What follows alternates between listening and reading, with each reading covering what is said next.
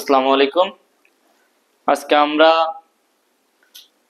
Basic electricity বইয়ের তৃতীয় অধ্যায়ের আমি 2-3টা অঙ্ক করাইছিলাম, 3টা নিয়ম।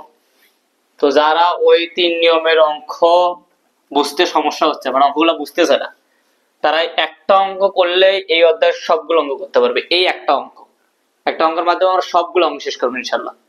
তো দেখেন, আমরা একটু চালু করে দিই, শুরু করে দিই। উত্তর এই একটা অঙ্ক করলে আমাদের সিরিজ প্যারালালের প্রত্যেকটা এখান থেকে চাইবেই শুধু মোট ক্যাপাসিট্যান্স, মোট চার্জ, প্রত্যেক শাখার চার্জ, প্রত্যেক শাখার সঞ্চিত শক্তি আর মোট সঞ্চিত শক্তি, এই কয়টা জিনিসই চাইবে, এই 5টা জিনিসই চাইবে। যতগুলো অঙ্ক আছে এখানে, এই একটা অঙ্ক দেখলে আমরা সব অঙ্ক করতে পারবো। নিয়ম এক, সব কাজও এক। আমরা এখন থেকে শুরু করবো ইনশাআল্লাহ। দেখেন তো প্রথমে কি বলছে, 10 মাইক্রোফ্যারাড, 20 মাইক্রোফ্যারাড, 50 মাইক্রো, 3টি ক্যাপাসিটর সিরিজ। প্রথমে কি সিরিজ, আমরা এক সাইডে সিরিজের কাজ করব, এক সাইডে প্যারালালের কাজ করব। এর মাঝখানে একটা দাগ দিই, এই যে মাঝখানে একটা আমরা দাগ দিলাম। তো এই সাইডে লিখলাম সিরিজ। একটা অঙ্কের মাধ্যমে আমরা দুটোই করে দেখাবো, সিরিজ। আর এই সাইডে দিলাম আমরা হলো প্যারালাল। খুব ভালো করে মনোযোগ দিয়ে দেখেন, তাহলে আশা করি এই অঙ্কগুলো আর কোনো সমস্যা হবে না। তাহলে দেখেন বলছে যে মোট ক্যাপাসিট্যান্স দুইটারে আমরা সিরিজ এবং প্যারালালে দুইটাই মোট ক্যাপাসিট্যান্স আমরা বের করব। তাহলে সিরিজের সূত্রটা কি, আমরা লিখি মোট ক্যাপাসিট্যান্স।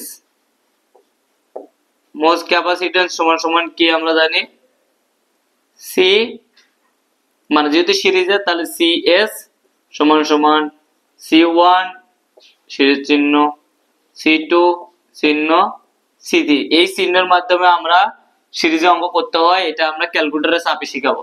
দেখেন তাহলে সি1 এর মান কত, 10, এই যে দিলাম 10। তারপরে এই চিহ্নটাই সি2, এটা মানে সিরিজের সূত্র, সি2 20, সি3 50। আচ্ছা, আমরা ক্যালকুলেটরে একটু চাপি। এটা চাপার সিস্টেমটা হলো এরকম, যখন আমরা এখানে চাপ দেব, দেওয়ার পরে এটা একাধিক ফার্স্ট ব্র্যাকেট চাপবো। চাপার কি করব, 10 এর উপরে আমরা এই যে এক্স ইনভার্স 1 এই জিনিসটা চাপ দেব। দেওয়ার পর আবার প্লাস দেব, দেওয়ার পর পরে যেটা আছে 20, ওই 20 দেব, তার উপরে কি করব, এই চিহ্নটা চাপ দেব। তারপরে আবার প্লাস, তারপরে কত আছে যতগুলো থাকবে এরকম সবগুলা 50, তার উপরে কি ইনভার্স চিহ্ন। তারপর আমরা কি করব, ব্র্যাকেট ক্লোজ করে দিয়ে তার উপরে ফির আবার ওই চিহ্নটা দেব। দেওয়ার পর সমান চাপ দেব, যেটা দেওয়ার পর এস ডি চাপ দেব, যেটা বাড়াবি এটাই মূলত এই চিহ্নটার কাজ। তাহলে মোট ক্যাপাসিটি কত বাড়াইলো, 5.88 মাইক্রো ফ্যারাড। এটা হলো মোট ক্যাপাসিট্যান্সের মান। এটাকে এভাবে লেখা যায় যে 5.88 গুণ এই মাইক্রোর মান 10⁻⁶, তারপরে দিলাম আমরা ফ্যারাড। ঠিক একই ভাবে আমরা প্যারালালের মোট ক্যাপাসিট্যান্সটা বের করব। দেখেন একটা অঙ্কের মাধ্যমে সবগুলো করব আমরা। তাহলে মোট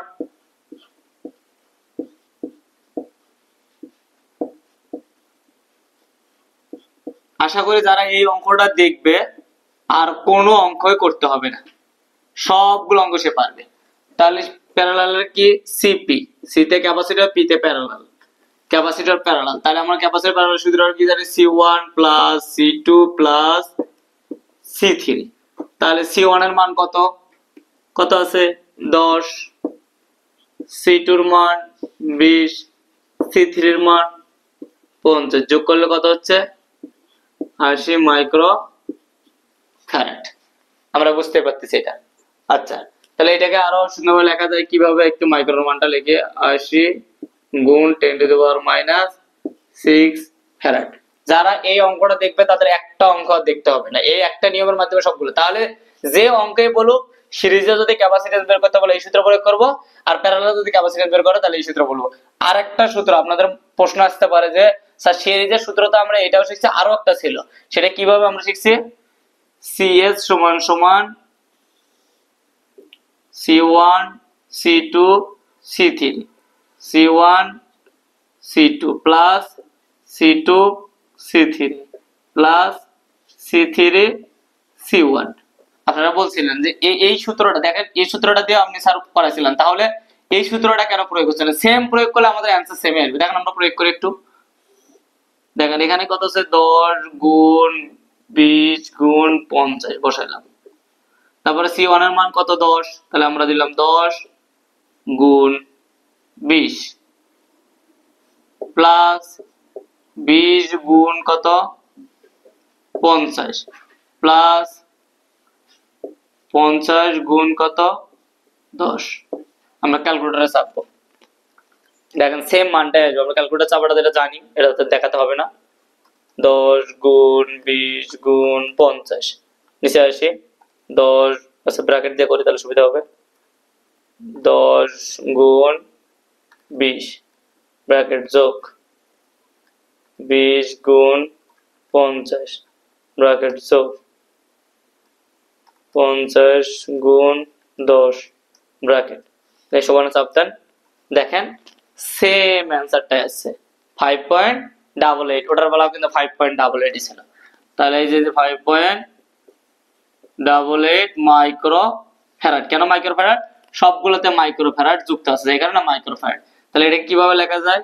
5.88 88 গুণ 10⁻⁻6 ফ্যারাড, এইভাবে লেখা যায়। দেখেন দুইটার অ্যান্সার সেম, এটার অ্যান্সারও যা এটার অ্যান্সারও তা, কিন্তু সিরিজের সূত্রই একটাই। সিরিজের সূত্র কয়টা? একটাই। আশা করি আপনারা এই মোট ক্যাপাসিট্যান্স চাইলে যদি এরকম আসে অঙ্কটা সিরিজ হোক আর প্যারালাল হোক, যদি সিরিজ বলে তাহলে এই সূত্র দুটো একটা প্রয়োগ করে অ্যান্সার বাই করতে হবে, আর যদি প্যারালাল বলে তাহলে এই সূত্র প্রয়োগ করে অ্যান্সারটা বাই করতে হবে। কিন্তু ক্যাপাসিটর তিনটাই কি একই। আর চিত্রটা একটু দেখাই, চিত্রটা যদি উপরে দেখাই নেই, চিত্রটা কিভাবে লিখতে হবে যদি সিরিজ, তাহলে সিরিজে যেভাবে লিখবেন উপরে আগে চিত্রটা করে দেওয়া দরকার ছিল, আমি এর আগে করাইছি তো এই কারণে চিত্রটা দেখাই নি। চিত্র লাগে না, চিত্র কখনোই লাগে না, এটা আপনার একান্ত ব্যক্তিগত ব্যাপার। তাহলে আমাদের কি C1 C2 C3 মানগুলো যা আছে তাই লিখবেন এখানে ভোল্টেজ, এটা হলো সিরিজের চিত্রটা। আর প্যারালালটা কি হবে?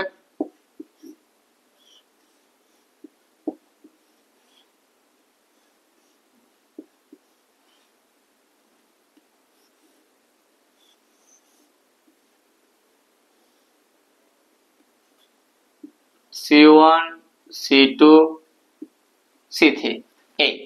এখন মানগুলো C1 এর মান কত ছিল 10, এটার মান কত 20, এটার মান কত 50, এটা আমরা লিখে নিব। ভোল্টেজ কত 220 ভোল্ট, এখানে ভোল্টেজ কত 220 ভোল্ট, এটা কত 10, এটা কত 20, এটা কত 50। আশা করি আপনারা খুব ভালোভাবে বুঝতে পারছেন চিত্রটা।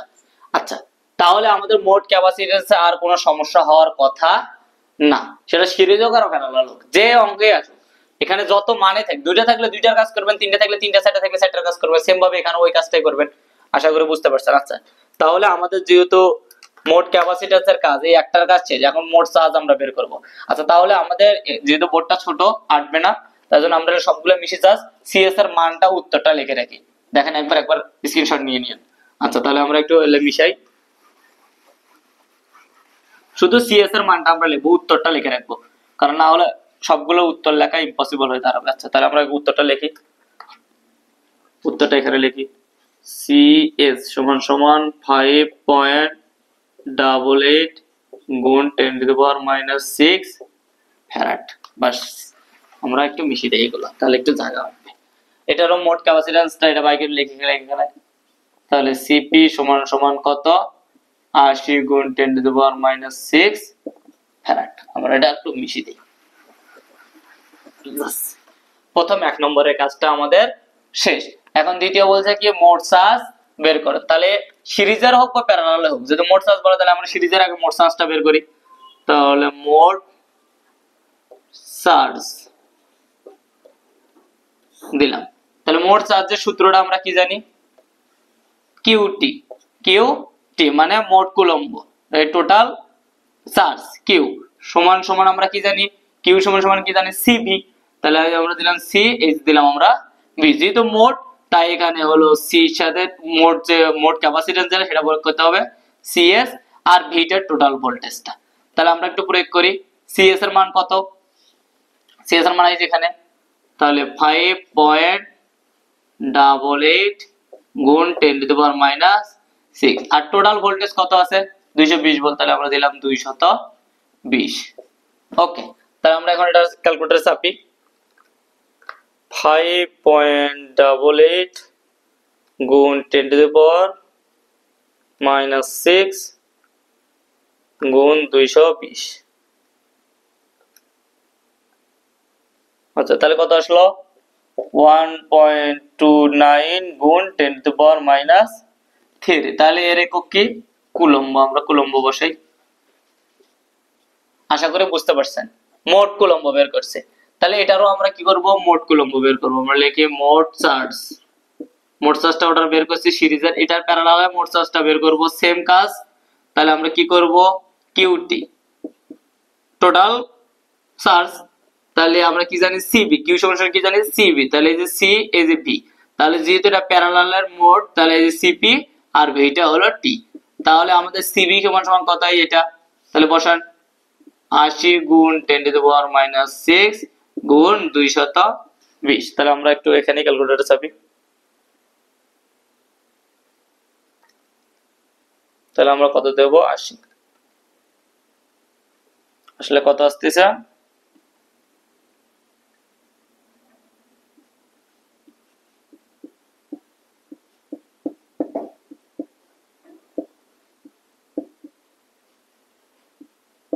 আর একটা কথা বলে দিই আমি, এইটা ক্যালকুলেটরে চাপার পর দেখেন আপনারা একটু দেখাই, আমি আবার চাপি, দেখেন কি মানটা আছে 0.01, কিন্তু আমরা কত লিখছি 17.6। যদি এরকম কখনো আসে তাহলে আপনার এই যে ইএনজি এটাতে চাপ দিবেন, সেটা কার বেলা শুধু চার্জের ক্ষেত্রে। আমরা যখন এটাতে চাপ দেব দেখেন 17.6 গুণ 10⁻⁻ কত হচ্ছে -3 আসছে। আশা করি আপনারা বুঝতে পারছেন। যদি কখনো মানটা এইভাবে আসে, দেখেন সমান চাপ দেওয়ার পর মানটা যদি কখনো এইভাবে আসে, এইভাবে মানটা যদি আসে, তাহলে আপনারা কি করবেন চেষ্টা করবেন যে এই যে ইএনজি যেটা আছে না এটাতে একটু চাপ দিবেন, দিলে দেখবেন যে মানটা সঠিক যেভাবে মানটা চলে আসছে। আশা করি বুঝতে পারছেন।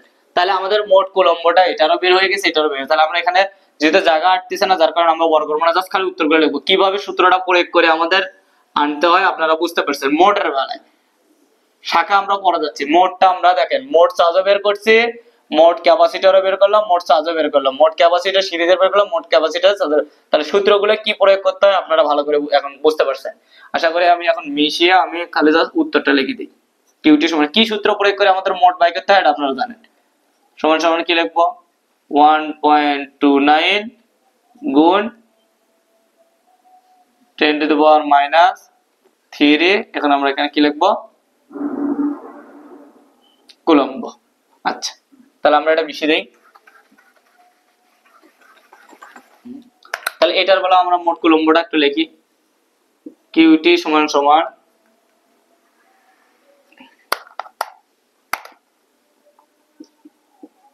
17.6 গুণ 10⁻⁻3 কুলম্ব। আচ্ছা আজান পড়তেছে, আমরা একটু স্টপ করি কিছুক্ষণ। আচ্ছা আমরা আবার শুরু করি, আজানের কারণে কিছুক্ষণ বিরতি দিয়েছিলাম। তো দেখেন আমাদের বিষয়টা কি এখানে বোঝাচ্ছে, দেখেন এই যে জিনিসটা কুলম্ব। আচ্ছা একটা জিনিস আমি কিন্তু বারবার বলছিলাম, সিরিজের ক্ষেত্রে কি সমান থাকে এই জিনিসটা মনে রাখতে হবে। এখন যেহেতু আমাদের শাখা কারেন্ট আসবে এই কারণে 3 নম্বর নিয়ম আমাদের 1 2 হয়ে গেছে, 1 নম্বর নিয়ম হয়ে গেছে, 2 নম্বর নিয়মের অঙ্কগুলা হয়ে গেছে। তো এখানেও 1 হয়ে গেছে, এখানেও 2 হয়ে গেছে। এখন আমরা 3 এ যাচ্ছি, 3 এ। তাহলে 3 এ বলছে প্রত্যেক শাখার চার্জ। আচ্ছা একটা জিনিস মনে রাখতে হবে যে এইটার বেলায় চার্জ সমান, এই কথাটা খুব ভালো করে মনে রাখবেন অঙ্ক করার সময়, যে সিরিজে কি সমান, সিরিজে চার্জ সমান, এটা কিন্তু খুব ভালো করে মনে রাখতে হবে, না হলে অঙ্ক করা যাবে না। আর যদি ভোল্টেজ বলে তাহলে কি হবে ভিন্ন, খুব ভালো করে মনে করেন। আচ্ছা এইটার বেলায় কি হবে প্যারালালে, আচ্ছা প্যারালালে বেলায় হবে যে ভোল্টেজ চার্জটা হবে ভিন্ন আর ভোল্টেজটা হবে কি সমান। আশা করি বুঝতে পারছেন। এখন দেখেন আমরা যাই, একটা অঙ্ক করলে আপনারা খালি সূত্রগুলো ভালো করে বলছেন যে সূত্র, আমি কিন্তু জাস্ট বলে মিশে আবার ফের খালি মানটা করে লিখছি, কারণ উত্তরটা আমাদের পরবর্তী অঙ্কতে লাগতে পারে মানে সূত্রের ক্ষেত্রে, এই কারণে আমরা উত্তরটা করে লিখে রাখছি। কিন্তু মানে যে সূত্রটা ওটা কিন্তু মিশে দিছি। আপনারা প্রথম যদি সূত্র দেখতে কষ্ট তাহলে ভিডিওর তো দেওয়াই আছে, প্রথমটুকু একটু দেখবেন তাহলে সূত্রটা বুঝতে পারবেন। আচ্ছা বলছে কি প্রত্যেক শাখার চার্জ, তাহলে প্রত্যেক শাখা এটার প্রত্যেকটা শাখার চার্জ কি, এটা C1 এর চার্জ, C2 এর চার্জ, C3 এর চার্জ। আচ্ছা বলেন তো তাহলে এটার মোট চার্জ আমি বলছিলাম এই ক্ষেত্রে সার্কিটটা একটু অঙ্কন করি। এখানে দেখেন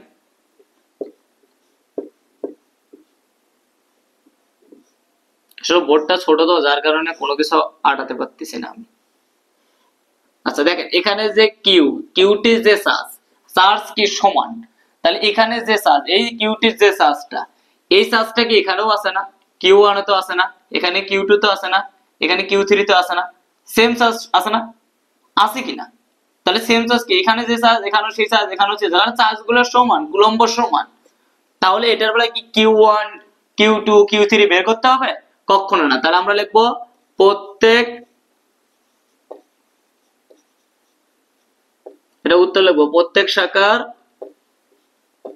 চার্জ কিউটি চার্জের সমান, এটাই উত্তর, এটাই অ্যান্সার। কেন? কারণ এরা প্রত্যেকটা শাখার চার্জের সমান, এই কারণটা। তাহলে এখানে যদি যে চার্জ আছে 1.29 গুণ 10 টু দি পাওয়ার -3, তাহলে এখানে 1.29 গুণ 10 টু দি পাওয়ার 3, এখানে 1.2 গুণ 10 টু দি পাওয়ার 3, এখানে 1.29 গুণ 10 টু দি পাওয়ার 3। কারণ কি প্রত্যেকটার চার্জ কি সমান। আশা করি খুব ভালোভাবে বুঝতে পারছেন আপনারা এটা কিভাবে। কিন্তু এইটার বেলায় দেখেন তো চার্জটা কি সমান? কখনো না, প্রত্যেকটা চার্জ কি ভিন্ন। তাহলে প্রত্যেকটা চার্জ বের করতে হবে, আমরা বের করি। এখন বলবো মোট, সরি, প্রত্যেক শাখার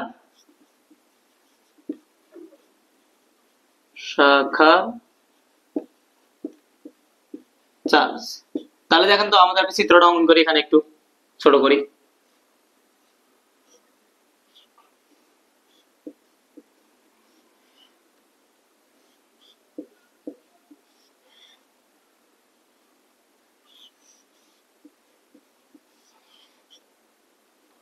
তাহলে এখানে আছে কিউটি চার্জ, তাহলে এখানে আছে Q1, এখানে আছে Q2, এখানে আছে Q3, এখানে আছে C1, এখানে আছে C2, এখানে আছে C3, আছে কিনা? তাহলে দেখেন আমাদের এইখানে যে চার্জ, তাহলে কি এখানকার চার্জ একই? কখনো না। এখানকার চার্জ কখনো না, এখানকার চার্জ কখনো সমান না, তিনটা চার্জই আলাদা।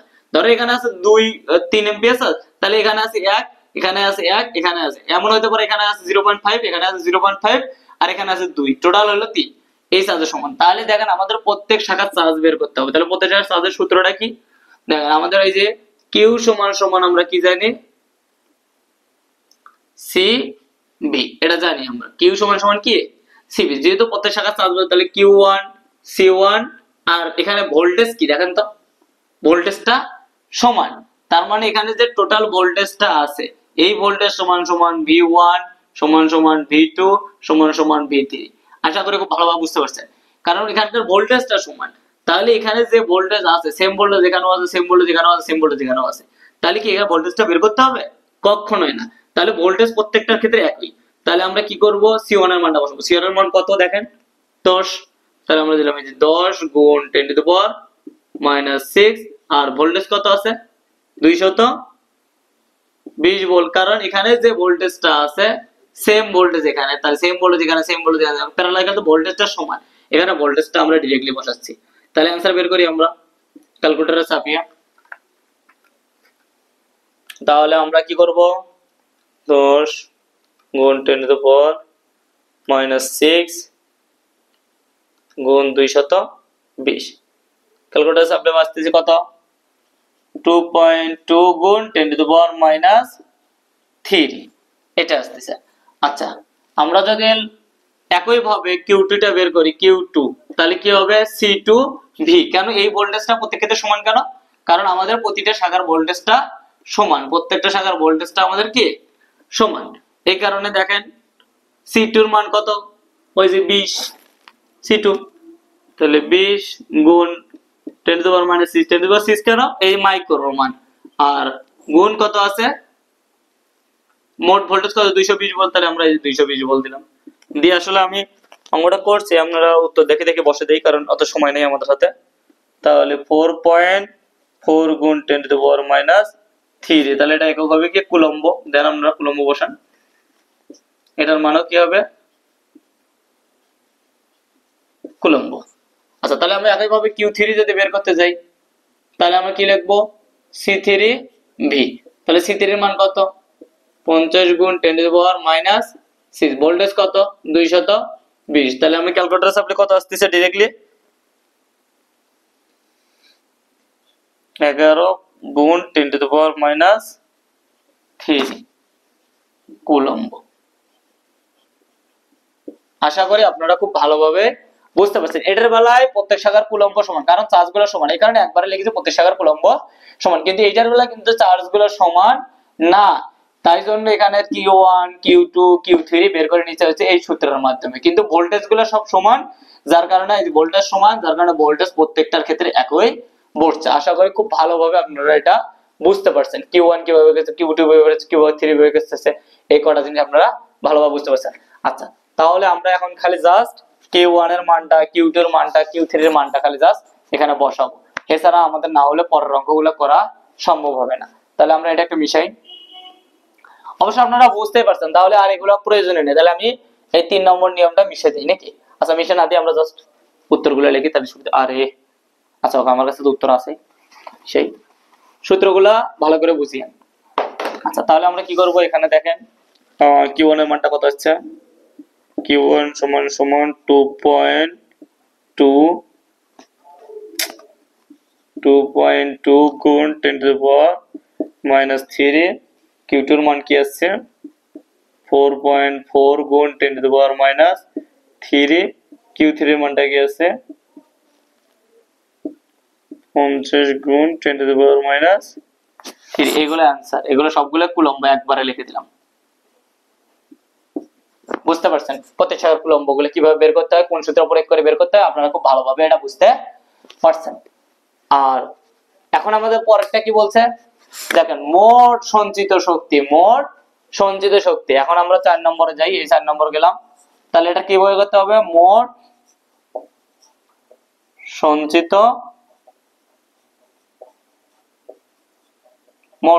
শক্তি। তাহলে মোট সঞ্চিত শক্তির সূত্রটা কি জানি, W সমান সমান হাফ CV স্কয়ার। W সমান সমান কি হাফ CV স্কয়ার। যেহেতু মোট বলছে তাই WT, যেহেতু এখানে মোট বলছে তাই CS, কারণ টোটাল ক্যাপাসিটর, আর VT হলো টোটাল ভোল্টেজ। যেহেতু সবগুলো টোটাল বলছে, তাহলে আমরা এই যে হাফ বসালাম। CS এর মান কত, CS এর মানটা বসান, এই CS এর মান এটা, তাহলে 5.88 গুণ 10⁻⁻6 গুণ ভোল্টেজের মান কত 220, তাহলে আমাদের দেই 220, তার উপরে কি স্কয়ার, চাপলে যেটা আসবে ওটা आंसर থেকে ক্যালকুলেটর চাপে দেখে কত আসছিল আমার आंसर, এখানে আসছিল হলো 0.142 জুলস, কারণ শক্তির একক জুলস। আচ্ছা, তারপরে এটা আমরা এখন মোট শক্তি বের করব। তাহলে কি মোট সঞ্চিত শক্তি,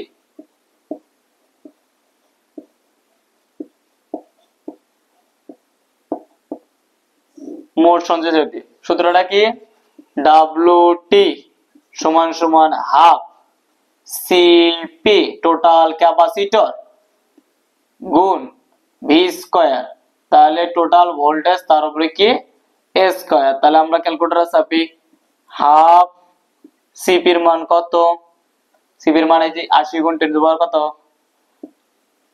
80 গুণ 10⁻⁻6, ভোল্টেজ কত 220, তার উপরে কি স্কয়ার। ক্যালকুলেটরে চাপলে কত আসতেছে, এটা 1.936 জুলস।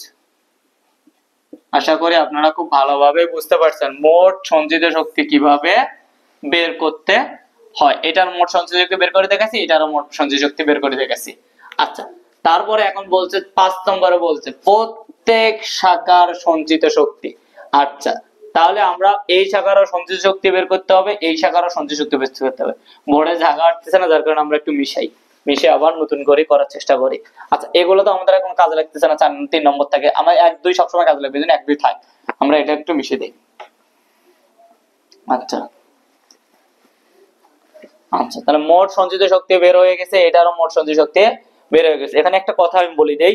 আচ্ছা দেখেন তো এখানে কি সমান, ভোল্টেজ সমান, কিন্তু এই সূত্রের বেলায় কি লাগতেছে আমাদের, শুধু ভোল্টেজই লাগতেছে ডাব্লিউ ক্ষেত্রে, কখনোই কিন্তু এখানে চার্জ বলেনি। তাহলে যদি ভোল্টেজ সমান হয়, মনে রাখবে এখানে প্রত্যেক শাখার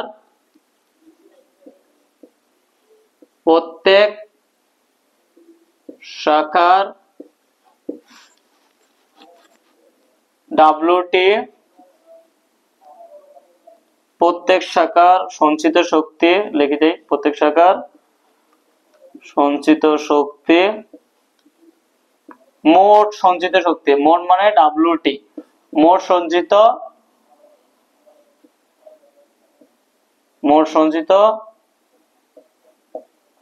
শক্তির সমান। কেন, এখানে যে পরিমাণ সঞ্চিত শক্তি আছে সেম এখানেও আছে, সেম এখানেও আছে, সেম এখানে, কারণ ভোল্টেজ গুলো আমাদের কি সমান, ভোল্টেজ গুলো, যার কারণে এটা W1 W2 W3 এগুলো বের করতে হবে না, কিন্তু এইটার বেলায় আমাদের WT W1 W3 এগুলো কি করতে হবে, বের করতে হবে। আপনারা এটা মিশালাম, আমি একটু বের করে দেখাই। আচ্ছা কেন, কারণ এটার বেলায় ভোল্টেজ গুলো কি ভিন্ন, ওটার বেলায় ভোল্টেজ গুলো সমান ছিল, যার কারণে একবার WT বের করা মানে WT সমান সমান লেখা যায় W1 সমান সমান W2 সমান সমান W3, একই উত্তর, সবগুলো উত্তর কি একই।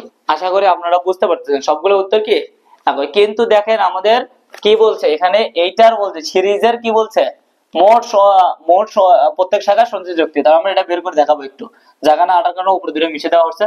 দেখো প্রত্যেক শাখার সঞ্চিত শক্তি, প্রত্যেক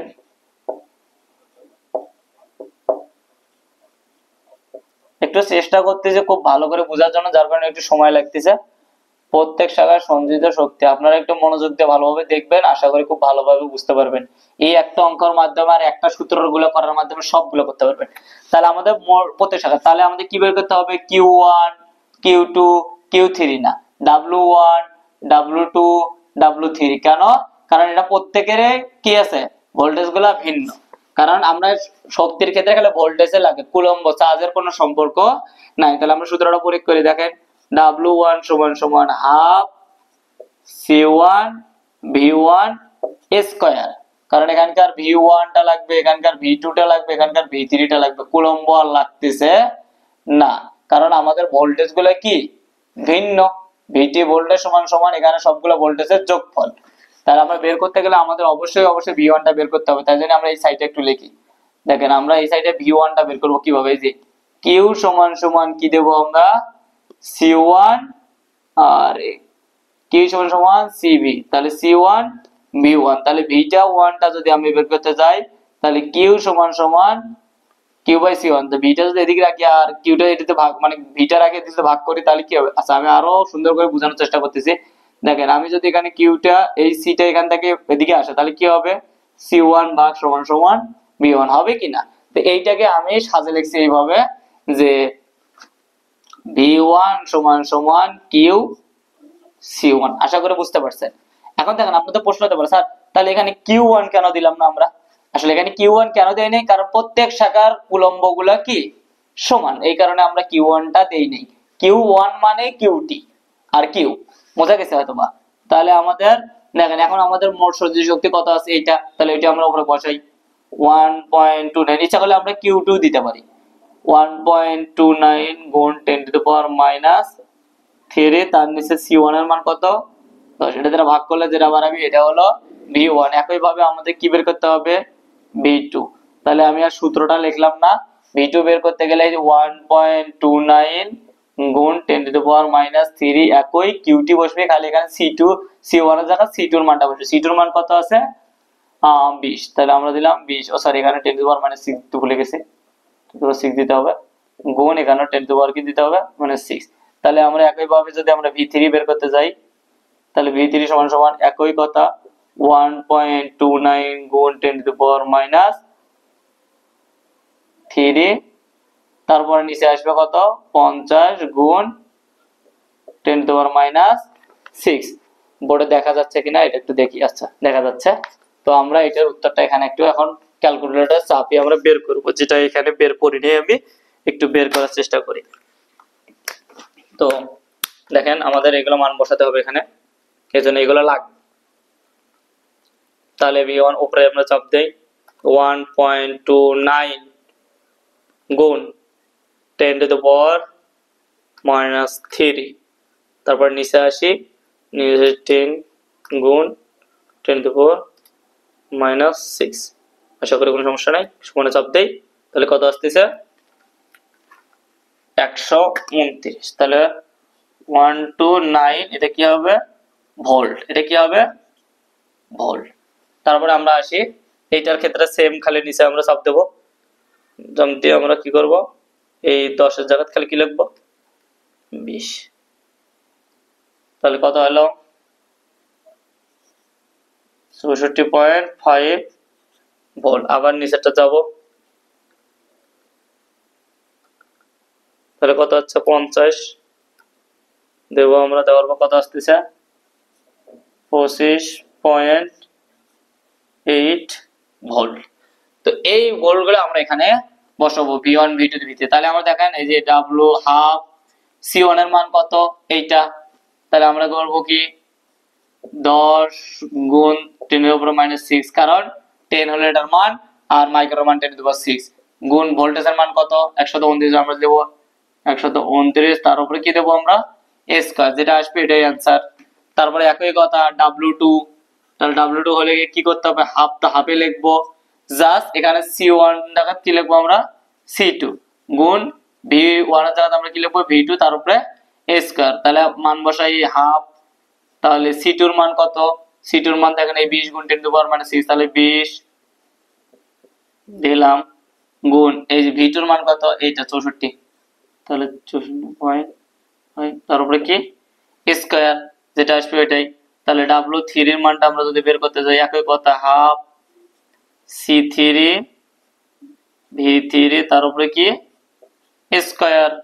মজা গেছে অথবা এটা সূত্রটা আমি একটু গুণ দিয়ে লিখছি, তার সমস্যা নাই, v3 স্কয়ার। তাহলে আমরা মানগুলো একটু বসাই,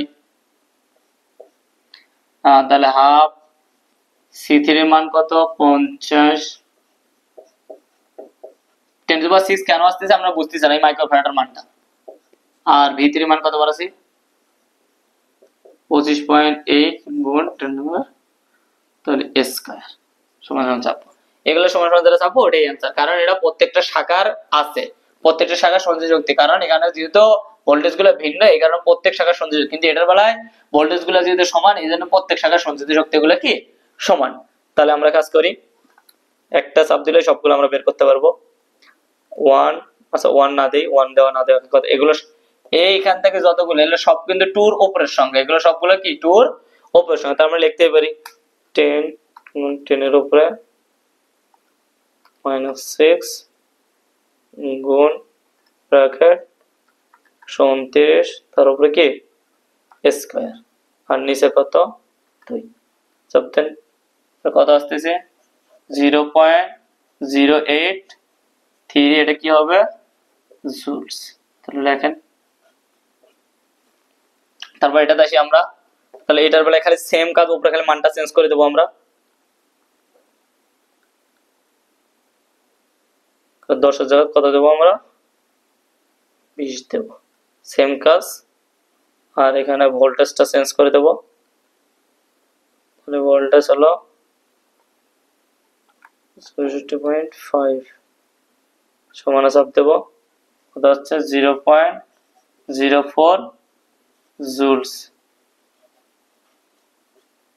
উত্তরগুলা কখনো বইয়ের, কারণ আমাদের এখানে একটা অঙ্কের মাধ্যমে সব করা দিয়ে সিরিজ করা হতো, আপনারা খালি নিয়মটা ফলো করেন, যে অঙ্ক আসবে সেই অঙ্কের খালি নিয়মে আপনি এই সূত্রগুলো প্রয়োগ করে দিয়ে অ্যানসার বের করবেন, এর প্রত্যেকটা অ্যানসার হবে।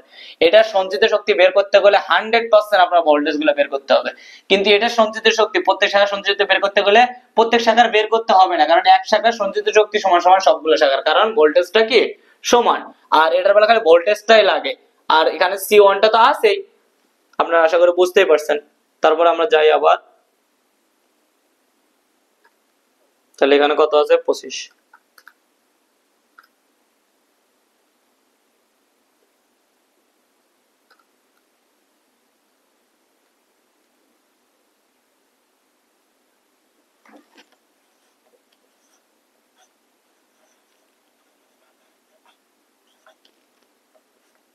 আচ্ছা, একটা কথা খুব ভালো করে মনে রাখেন, এই অঙ্কগুলো যদি আপনি ভালোভাবে না বোঝেন তাহলে কিন্তু অনেক প্রবলেম হবে। আর এখান থেকে 100% একটা রচনামূলক কোশ্চেন হয়, সবাই অ্যান্সার করতে পারে না, খুব ভয় পায়। খুবই সহজ, 1 থেকে 2 বার 3 বার 4 বার নিয়মের অঙ্কগুলো আপনারা প্রত্যেকটা ক্যাপাসিট্যান্স কিভাবে সূত্রটা বের করছি আমি এখানে, তারপর মোট চার্জ কিভাবে বের করছি, তারপর প্রতি শাখার চার্জ কিভাবে বের করছি, মোট সঞ্চয় শক্তি কিভাবে বের করছি, দুই শাখারে প্রত্যেক শাখার সঞ্চয় শক্তি কিভাবে বের করছি আমরা সুন্দর করে এখানে উপস্থাপন করছি। আর আশা করি আপনি এই ভিডিওটা যদি স্টেপ বাই স্টেপ খুব ভালোভাবে ক্লিয়ার করতে পারেন তাহলে অঙ্কে কোনো সমস্যা হবে না। তবে মাস্ট এই অধ্যায় থেকে একটা কোশ্চেন থাকবে, এই আপনারা একটা অঙ্ক বুঝলে যতগুলো অঙ্ক আছে এই অধ্যায়ে সবগুলো অঙ্ক আপনি করতে পারবেন, এটা আমি চ্যালেঞ্জ দিয়ে বলতে পারি। তাহলে আর কোনো সমস্যা হওয়ার কথাই না। আপনারা ভালোভাবে একটু চেষ্টা করেন আর মনোযোগ দিয়ে পড়েন, ভালো রেজাল্ট করেন, তাহলে দেখবেন সবকিছু ঠিক হয়ে যাবে ইনশাআল্লাহ। সবাই ভালো থাকেন, সুস্থ থাকেন, আল্লাহ হাফেজ, আসসালামু আলাইকুম।